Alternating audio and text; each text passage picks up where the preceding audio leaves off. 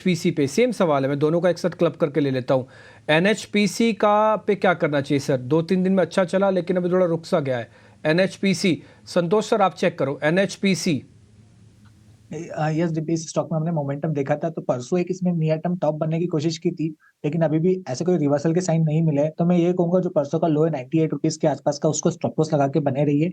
98 break करता है तो फिर शायद प्रॉफिट बुकिंग आ सकती है, लेकिन अगर ये होल्ड करने में कामयाब होता है तो जो पूरा अभी हाई लगाया था इसने 115 116 का, वहां तक जा सकता है, और 116 क्रॉस करता है तो 125 तक की रैली देखने को मिल सकती है।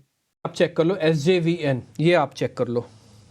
एसजीवीएन पोजिशनली काफी अच्छा है, बट इसको बाय ऑन डिप्स की सलाह रहेगी। अराउंड 140 के आसपास अगर आपको बाय करने का अपॉर्चुनिटी मिले तो बेटर रहेगा। 130 का इसका एक इंपॉर्टेंट सपोर्ट है, सो बाय सपोर्ट के पास आप बाय कीजिए। पोजिशनली दोबारा 170 टेस्ट कर सकता है। और जरा चेक करवा लेते हैं एनटीपीसी के बारे में ना, हमारे व्यूअर्स काफ़ी सारे सवाल पूछ रहे हैं। मैं उनका एक नाम है मूवी ओशंस के नाम से, वो यूट्यूब पे हमारे साथ जुड़े हुए हैं। उन्होंने लिखा है कि एनटीपीसी टारगेट 400।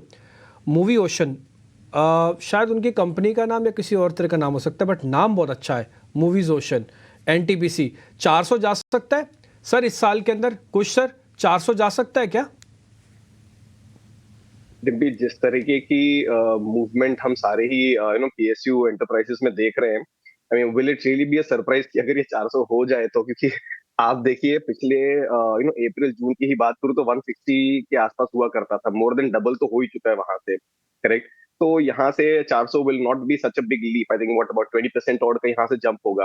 तो जिस तरीके की पॉलिसी चेंजेस हैं ये कंटिन्यू रहे हैं, तो बिल्कुल इन स्टॉक्स में और तेजी जो है ये बढ़ सकती है। तो साल के एंड तक का 400 का टारगेट यहाँ पे जिस तरीके का हमने अभी रीसेंट मूव देखा है, बिल्कुल एक पॉसिबल टारगेट है।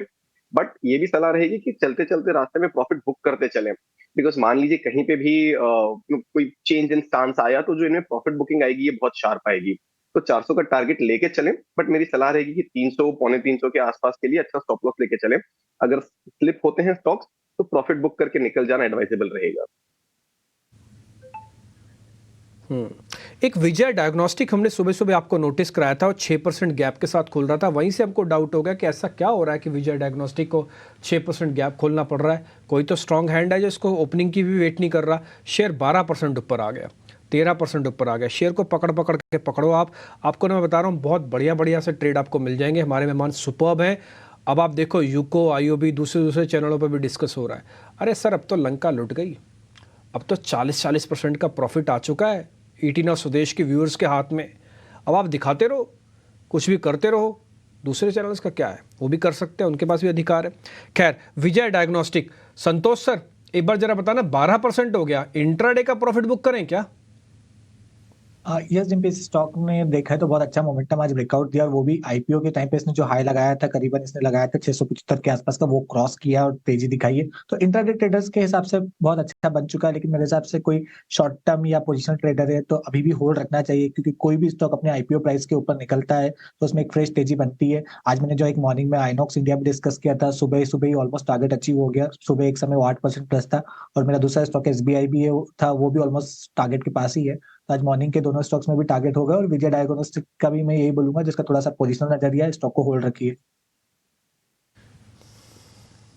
सर मैं ये आइनॉक्स इंडिया वाले पे एक टारगेट हिट चलवा दूं, आप इंट्राडे प्रॉफिट बुक करवा दोगे? यस, जिन पे इंट्राडे कोई प्रॉफिट बुक करना चाहे तो बिल्कुल कर सकता है, और किसी को एक इन्वेस्टमेंट जो कहते हैं पोर्टफोलियो स्टॉक ठीक है। रखना है तो भी स्टॉक पोर्टफोलियो स्टॉक हो सकता है।